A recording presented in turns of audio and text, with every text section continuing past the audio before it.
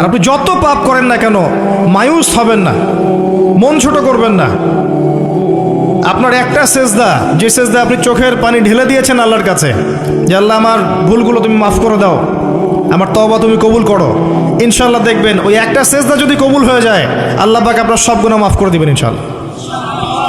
নামাজটা ছাড়েন না, যত পাপ করছেন করেন, আমি বলি নামাজ ছাড়েন না, ইনশাল্লাহ একদিন নামাজই আপনাকে পাপ থেকে বের করে আনবে ইনশাআল্লাহ। আর শয়তান আপনাকে হতাশ করতে চাইবে, শয়তান আপনাকে হতাশ করতে চাইবে যে তুই তো গার্লফ্রেন্ডের সাথে কথা বললি, রাতের বেলা পর্ন দেখলি, তুই তো ফ্রি মিক্সিংয়ে আছিস, তুই মাদকদ্রব্য খাচ্ছিস, তুই কাজে ফাঁকি মারিস, তুই ট্যাক্স আদায় করিস নাই, দুর্নীতি করছিস, তুই আবার নামাজ পড়বি কেন? শয়তান আপনাকে এগুলো বোঝাবে কিন্তু, যে নামাজ তো আমার শোভা পায় না, আমি তো অনেক পাপী মানুষ। এই ধোকায় পা দিবেন না। আপনি নামাজ কন্টিনিউ করতে থাকেন, ইনশাল্লাহ আল্লাহ পাক আপনাকে পাপ থেকে বের করে আনবেন ইনশাল্লাহ। ওই নামাজটা যদি ছেড়ে দেন তাহলে আর কোনো হাতিয়ার বাকি থাকবে না। আর আপনি যত পাপ করেন না কেন মায়ুস হবেন না, মন ছোট করবেন না। আপনার একটা সেজদা, যে সেজদা আপনি চোখের পানি ঢেলে দিয়েছেন আল্লাহর কাছে, যে আল্লাহ আমার ভুলগুলো তুমি মাফ করে দাও, আমার তওবা তুমি কবুল করো, ইনশাল্লাহ দেখবেন ওই একটা সেজদা যদি কবুল হয়ে যায় আল্লাহ পাক আপনার সব গুনাহ মাফ করে দিবেন ইনশাল্লাহ। হতাশ হবেন না, শয়তান হতাশ করতে চাইবে মানুষকে, শয়তান মানুষকে হতাশ করতে চাইবে। এমনকি আপনার যদি পাহাড়ের পরিমাণ ঋণ থাকে, ওই ঋণ শোধ করার ব্যবস্থা আল্লাহ পাক করে দিবেন ইনশাআল্লাহ তাআলা। হতাশ হবেন না, নামাজ ছাড়েন না। আর আমি একটা কথা বারবার বলেছি, আবারও বলছি, যে চলমান যে 3G 4G নামাজগুলো চলছে এগুলো থেকে নিজেকে দূরে রাখ।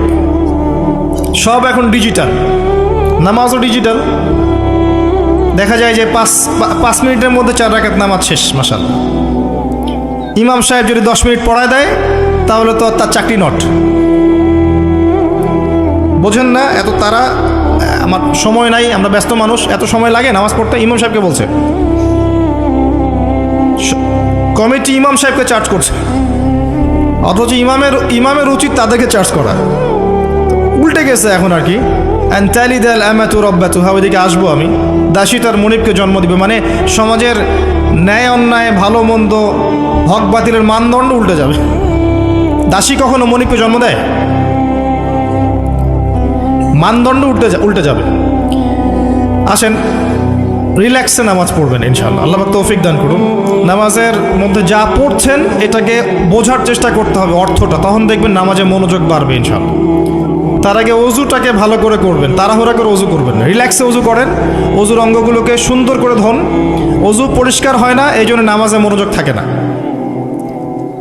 আর একটা বদ অভ্যাস আমারও আছে, আপনাদের সবারও আছে আমি জানি, অজুতে আমরা যে পরিমাণ পানি খরচ করি, এই পরিমাণ পানি দিয়ে নবী সাল্লাল্লাহু আলাইহি ওয়াসাল্লাম গোসল করতেন। হ্যাঁ, আর আপনার মাথায় যত চুল আছে তার চেয়ে বেশি